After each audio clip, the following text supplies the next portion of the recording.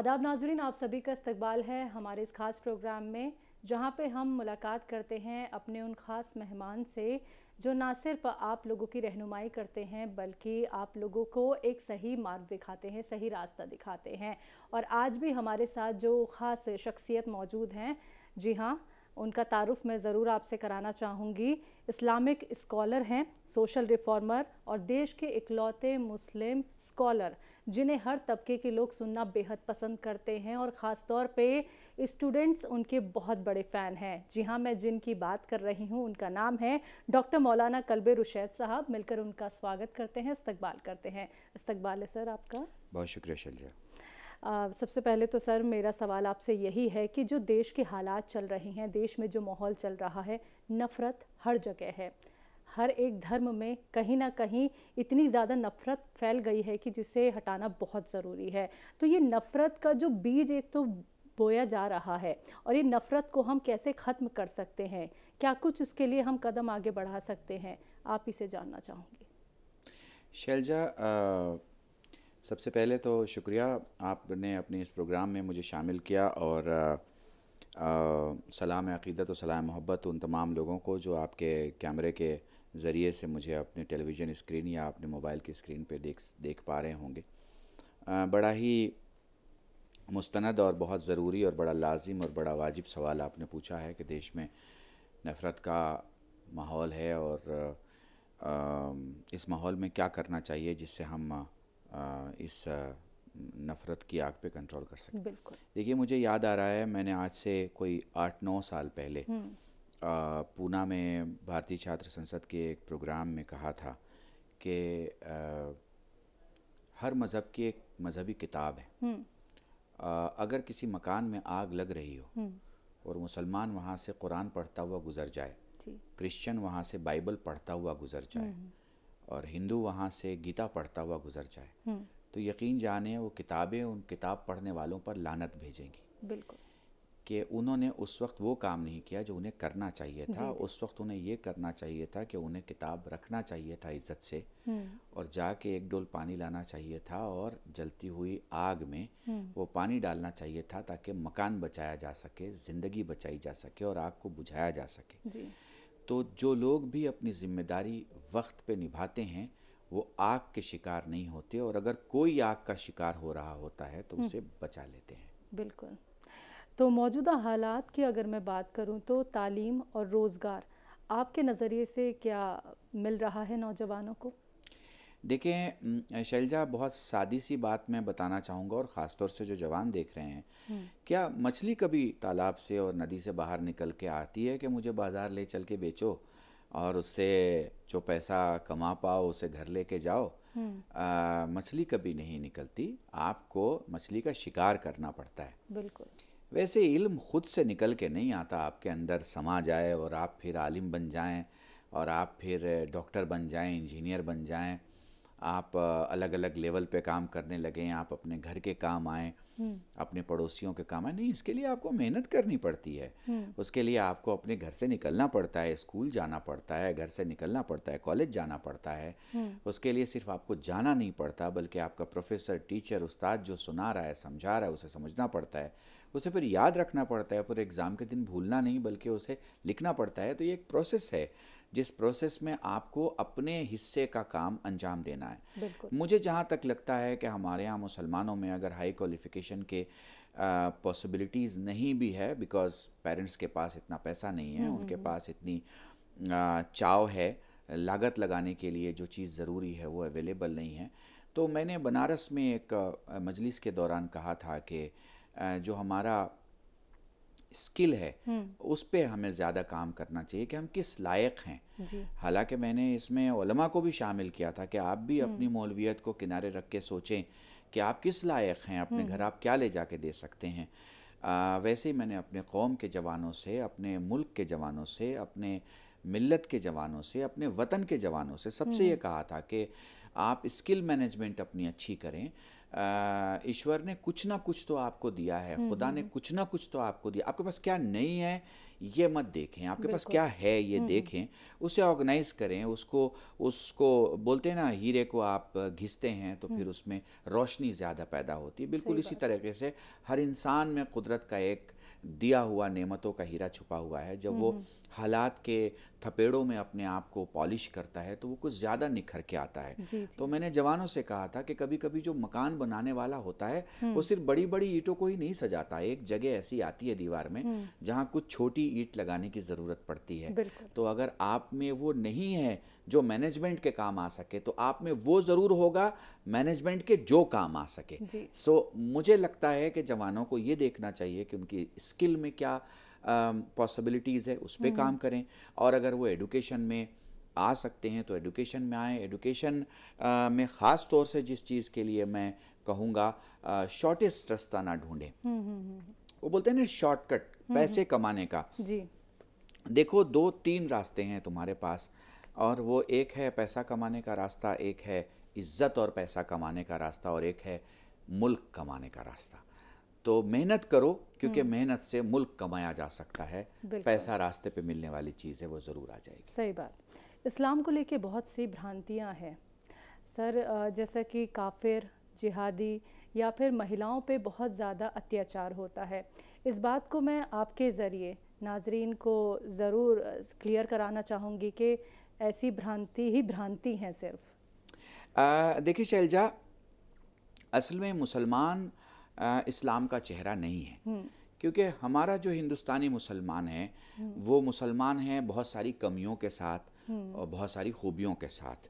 ऐसे ही पाकिस्तान का मुसलमान है बहुत सारी कमियों के साथ, बहुत सारी खूबियों के साथ। बिल्कुल। इसे हम इलाके में बांट लेते हैं तो पंजाब का मुसलमान है बहुत सारी कमियों के साथ, बहुत सारी खूबियों के साथ। गुजरात का मुसलमान भी बिल्कुल ऐसा ही है, बहुत सारी कमियों और बहुत सारी खूबियों के साथ। जी। अरबिस्तान का मुसलमान है वो ये सोचता है उसमें कमियां नहीं हैं, खूबियाँ ही खूबियाँ हैं, लेकिन उसमें भी बहुत सारी कमियां हैं। वो कमियां हमें जो हमारे समाज में जो मुश्किलात आती हैं, हम देखते हैं कि ये कहाँ से आ रही है। हमारे यहाँ मुसलमानों के नाम पर जितने ऐसे काम होते हैं जिसका ठेकड़ा हम मुसलमानों के नाम पे थोप देते हैं या मीडिया थोपता है तो हम डिफेंस नहीं कर पाते। उसकी वजह सबसे बड़ी ये है कि वो सब कुछ एक्सपोर्ट किया हुआ है, वो हमारा प्रोड्यूस किया हुआ नहीं है। हम तो उस हिंदुस्तान के मानने वाले हैं जिसमें हिंदू का मतलब होता है अहिंसाकारी और मुसलमान का मतलब होता है जिसके हाथ और ज़बान से किसी को तकलीफ़ ना पहुंची हो, उसे मुसलमान कहते हैं। तो हम उस इस्लाम के चेहरे हैं, हम उस इस्लाम के मानने वाले हैं। लेकिन कमियों का नाम जब मुसलमान हो जाता है तो फिर ये जो गलत फहमियाँ हैं वो लोगों की कुछ हद तक ऐलान करने के लिए सही फहमी हो जाती है। मैं आपको बताऊं कि मुसलमानों में दो बड़े एक स्तंभ हैं, शिया और सुन्नी, दो अकीदे हैं बड़े। इनमें भी अगर मैं नज़दीक से देखूं तो मेजॉरिटी सिमिलरिटी है। जहाँ पे मेजॉरिटी नहीं है वहाँ पे जो डिफरेंस है उसमें कोई समझौता नहीं है। लेकिन अगर हम नए 70 साल से जन्मे एक नए अक़ीदे की बात करें जिसे हम वहाबियत कहते हैं या एक्सट्रीमिज़म कहते हैं या उसे तालिबानियत कह लीजिए या उसे मुल्ला उमर का कानून कह लीजिए, ये सब कुछ किसी एक आदमी के दिमाग की गर्मी है, एक दिमाग का फितूर है। ये इस्लाम नहीं है। इस्लाम किसी की गर्दन पे छुरी चला के और ला इलाहा इल्लल्लाह और मोहम्मद रसूलुल्लाह कह के आप गर्दन काट दें, ये इस्लाम नहीं है। इस्लाम तो ये है कि अगर आपने वज़ू का पानी आपके पास है और कुत्ता प्यासा है तो आपको हुक्म है कि कुत्ते को पानी पिलाओ और तयम्मुम करके आप नमाज पढ़ो। इससे भी आप आगे चले जाइए, आपने प्रॉफिट की जीवनी पढ़ी तो नहीं होगी, सुनी ज़रूर होगी कि उनकी एक ऊँटनी थी। तो अरब में तो घोड़ा भी होता था और ऊँटनी भी होती थी। तो क्या ज़रूरत था कि पैगंबर ने अपनी पूरी ज़िंदगी में घोड़ा कम इस्तेमाल किया और ऊँटनी ज़्यादा इस्तेमाल की? चूँकि अरब के इतिहास में ऊँटनी जो है वो सुलह के लिए मैसेज देती थी, सुलह का एक पैगाम पेश करती थी, और घोड़ा जंग के लिए इस्तेमाल होता था। आप सोचो जिस प्रॉफिट ने घोड़े का इस्तेमाल नहीं किया अपनी ज़िंदगी में, चूँकि उससे उसे जंग के लिए ज़्यादा इस्तेमाल किया गया है। वो अपनी ज़िंदगी में कितना सुलह, अमन और आतशी पसंद होगा, वो अपनी ज़िंदगी में कितना प्यार पसंद करते होंगे, वो अपनी ज़िंदगी में कितना सौहार्द पसंद करते होंगे, वो अपनी ज़िंदगी में लोगों के साथ कैसे मिलजुल के रहते होंगे। तो मुझे लगता है कि अगर आप इस सवाल का जवाब मुझसे चाहें और जवानों को और हमारी बच्चियों को, माँ बहनों को दिखाना चाहें, तो मैं यही कहूँगा, जुल्म इस्लाम में नहीं है। जालिम वो मुसलमान हो जाता है जो जाहिल होता है। सही बात। चोरी इस्लाम में नहीं है। चोर वो मुसलमान हो जाता है जिसे इस्लाम की परवाह नहीं रहती, समाज की परवाह नहीं रहती और अपने लोगों की परवाह नहीं रहती। इस्लाम का कानून अगर आप पढ़ें, चाहे वो वहदानियत का हो, चाहे मोहब्बत का हो और चाहे लोगों की इज्जत का हो, तो आपको बीना हिंदू भी बहुत अच्छा लगे। ज़रूरी नहीं कि इस्लाम की खूबसूरती को देखने के लिए आपके पास सिर्फ मुसलमान की आंखें हों। बिल्कुल। आप अगर एक रिलीजन के भी मानने वाले हैं और वो रिलीजन आपको इंसानियत की खूबसूरती बताता है, तो वो इस्लाम ने भी जो इंसानियत की खूबसूरती बताई है उसे देख के आपको अच्छा लगेगा। बिल्कुल सही बात। सर, ये भी देखा जा रहा है कि जो सोशल प्लेटफॉर्म है उससे भी बहुत नफ़रत फैलाई जा रही है। और धर्म गुरुओं की अगर मैं बात करूं, हिंदू, मुस्लिम, सिख, ईसाई, इनके जितने भी धर्म गुरु होते हैं, तो जैसे कि जब लोग सुनना जब इन्हें पसंद करते हैं तो एक बड़ी तादाद होती है इनकी। अब वो अच्छा कुछ बोलते हैं तो लोग वही चीज़ फॉलो करते हैं, बुरा कुछ कहते हैं तो वो भी वो सुनना बेहद पसंद करते हैं और उसी चीज़ को आगे वो फॉलो करते हैं। तो ये जो नफ़रत का जो बीज है, तो धर्म गुरुओं को आगे बढ़कर ये काम नहीं करना चाहिए कि इस नफ़रत को कम करें, इस नफ़रत को फैलने ना दें? जी शैलजा, आपने अच्छा सवाल किया है। एक्चुअली क्या है, देखिए कि आप जानती हैं हमारा जो समाज है, भारतीय समाज, बल्कि भारतीय समाज क्या, मेरे ख्याल से हम एशियन समाज में कह सकते हैं, नेगेटिविटी को ज़्यादा लोग जगह देते हैं। देखिए ना, जैसे मैं 1500, ऐसा माने मैं 1500 की भीड़ में एक हॉल में स्पीच दे रहा हूँ और 1498 लोग जो है वो ताली बजा रहे थे। अचानक में 2 आदमियों ने गाली देना शुरू किया, तो अब 1498 के लोग तालियां भूल जाएंगे और लोगों को वो 2 आदमी की गाली याद रहेगी। तो ये जो समाज है हमारा, इस पूरे समाज को, इस पूरे कल्चर को हमें बदलना होगा। और इस पूरे कल्चर में भारतीय कल्चर नहीं, बल्कि जो कल्चर हमारी जहालतों की वजह से डेवलप हो गया है, जो कल्चर हमारी अभणता, हमारी जो जिसको बोलते हैं अंधेरे में रहने की वजह से डेवलप हो गया है, उस कल्चर को हमें छोड़ना होगा। जो कल्चर वसवास की वजह से, जो कल्चर किसी के कहने सुनने की वजह से, जो कल्चर हमारे यहाँ डेवलप हो गया है गांव देहात की चंद बातों की वजह से, तो हमें उससे बाहर आना होगा। हमें एक सच्ची दुनिया में जो मोहब्बत का पैगाम पहुंचा रहे हैं उनको साथ देना होगा और जो नफ़रतों का पैगाम पहुंचा रहे हैं उन्हें रोकना होगा, चूँकि जो आग हम दूसरे के घर में लगाते हैं, उस आग का धुआं हमारे घर तो आता है। सही बात। और मुस्लिम्स का ये भी मानना है कि उन्हें राजनीति के तौर पे पीछे धकेला जा रहा है। इस बात में कितनी सच्चाई आपको लगती है? देखिए, मैं खुश हूँ इस बात से कि अगर मुसलमान को आज की डेट में ये लगने लगा है कि उसे सियासत से खदेड़ा जा रहा है, इग्नोर किया जा रहा है, काउंट नहीं किया जा रहा है, गिना नहीं जा रहा है, जगह नहीं दी जा रही है, तो ये तो बहुत ही अच्छे लक्षण हैं। मुझे लगता है कि अगर मुसलमान ये सोच ले कि उसे सियासत से खदेड़ा जा रहा है, तो यकीनन इसके बदले में कुछ तो करेगा, और वो करेगा तो सियासत में ही करेगा। और सियासत में 2 ही चीज़ चलती है, या आपके पास अंगूठा हो या आपके पास सर हो। सही बात। तो या अंगूठे का इस्तेमाल करेगा या सर का इस्तेमाल करेगा। सर का इस्तेमाल करेगा तो भीड़ जमा होगी, भीड़ जमा होगी तो अपने मुल्क की हुकूमत से बात करेगा, और अगर अंगूठे का इस्तेमाल करेगा तो फिर वो जिसको चाहेगा, अगर वाकई उसके पास वोट का पावर है और कहीं पे वो किसी को एक साथ मिलके हरा सकता है और हरा के अपनी जीत दिखा सकता है, तो यकीनन उसे करना चाहिए। भारत आज़ाद देश है, इस आज़ाद देश में सबको हक हासिल है। वो चाहे तो अपने अंगूठे की ताकत दिखाए और चाहे तो अपने सर की ताकत दिखाए। बिल्कुल। सर, आप भारतीय छात्र संसद से आप जुड़े हुए हैं, जिसमें स्टूडेंट्स बढ़ चढ़ के आपके साथ हैं, तो इस पूरी संसद का मिशन क्या है?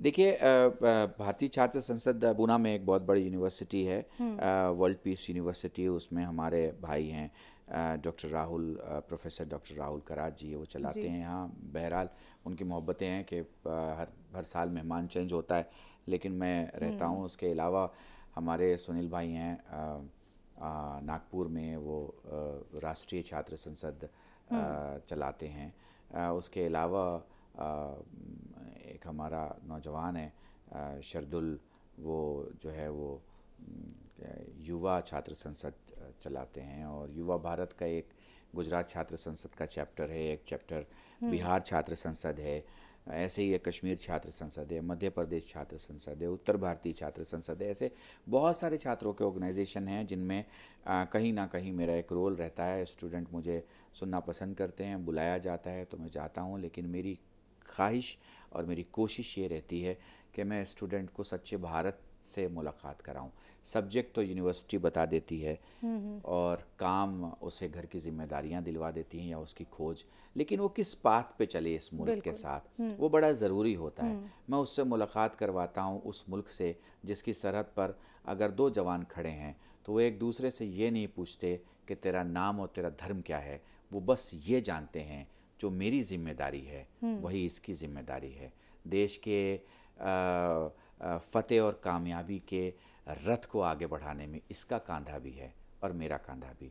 तो सोच से कम हम भारत के फौजी रहें, क्योंकि अगर हम भारत के फौजी रहेंगे तो हमारे लिए भारत की ज़मीन इम्पोर्टेंट रहेगी। कि दुश्मन के पास हमारी जान जाए मगर ज़मीन ना जाए। सर, आप सोशल रिफॉर्मर हैं, इस्लामिक स्कॉलर हैं, तो क्या मैं आपको पॉलिटिशियन भी कहूं, क्योंकि आपने चुनाव भी लड़ा था, लेकिन आपने अपना पैर पीछे क्यों खींच लिया, ये बहुत बड़ा सवाल है। हाँ, एक बड़ा अच्छा सा क्वेश्चन किया शैलजा आपने कि आपने पाँव पीछे क्यों खींच लिया। इसका पॉलिटिकल अगर जवाब दूं तो ये कहूँ कि लंबी छलांग मारने के लिए हमेशा कदम पीछे हटाने पड़ते हैं। लेकिन सच में आपको बताऊं, मैं पॉलिटिक्स से न कल बाहर था ना आज बाहर हूँ।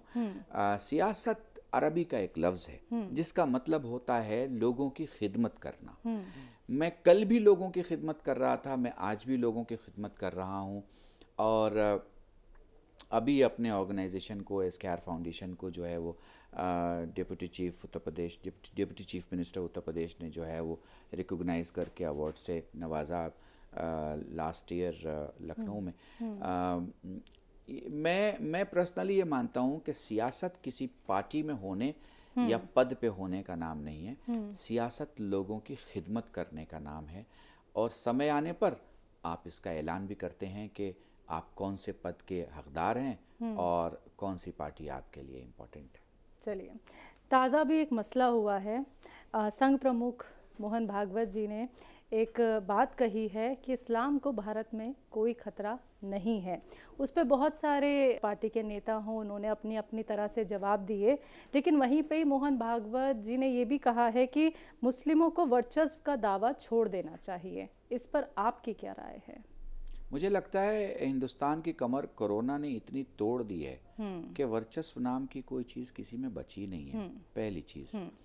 और मैं तो इतना ही कह सकता हूँ कि अगर एक बाप पिछले 3 साल में 15 शर्ट सिलवाया करता था तो शायद वो अब 5-7 शर्ट सिलवा रहा है। बिल्कुल। और हालात इतने अच्छे नहीं हैं। मैं मुल्क की बात कर रहा हूँ, सरकार की बात नहीं कर रहा हूँ, बहुत ही क्लियर। हालात इतने अच्छे नहीं हैं, और ये सिर्फ हिंदुस्तान के नहीं, पूरे एशिया के अच्छे हालात नहीं हैं। और इसमें ये कहना कि इसमें से कौन बाहुबली है या कौन मसल पावर रखता है या किसके बाजू में कितना दम है, वो मैदान जंग थोड़ी हम फैसला कर रहे हैं कि कल लड़ने कौन जाएगा। आप टेडेक्स प्लेटफॉर्म से भी जुड़े हुए हैं, एक बड़ा प्लेटफॉर्म है ये, तो आपका एक्सपीरियंस कैसा रहा?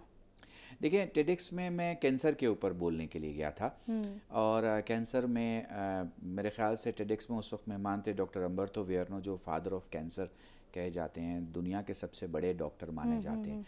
और वो चेयरपर्सन रहे हैं यूरोपीय यूनियन की ऑन्कोलॉजी के। मेरे ख्याल से 200 डॉक्टर जो उनके शागिर्द हैं, जिन्होंने उनके अंडर में काम किया, वही यूरोप के बड़े बड़े और अमेरिका के बड़े बड़े हॉस्पिटल्स में कैंसर के स्पेशलिस्ट हैं। सो मुझे मौका मिला उनके दरमियान गुफ्तगू करने का, तो मैंने स्पिरिचुअलिज़म से हीलिंग ऑफ कैंसर पे गुफ्तगू की थी। बहुत अच्छा रहा, लोग बहुत अचंभे में आके सुन रहे थे। और मैंने ये किया था वहाँ पर कि वहाँ एक फ्रेंच शख्सियत थी और वो गुजराती भी जानते थे, वो इंडियन ओरिजिन के थे। तो मैंने उनसे कहा कि मैं गुजराती में बोल रहा हूँ और आप फ्रेंच में ट्रांसलेशन करें।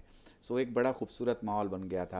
हमारे देश के भी पार्लियामेंट के कुछ मेंबर वहाँ मौजूद थे और एक अच्छा माहौल था। देखिए, इल्म की खुशबू जब भी फैलती है वो उन्हीं लोगों तक पहुंचती है जिनके पास नाक होती है, और जो बीमार होते हैं उनको नहीं पहुंच पाती नाक होने के बावजूद, क्योंकि उन्हें ये लगता है कि कहीं कुछ है ही नहीं। मगर मैं आपको सच बताऊं, फूल खिलाने वाले ज़्यादा हैं इस पूरी दुनिया में गुलशन के उजाड़ने वालों से।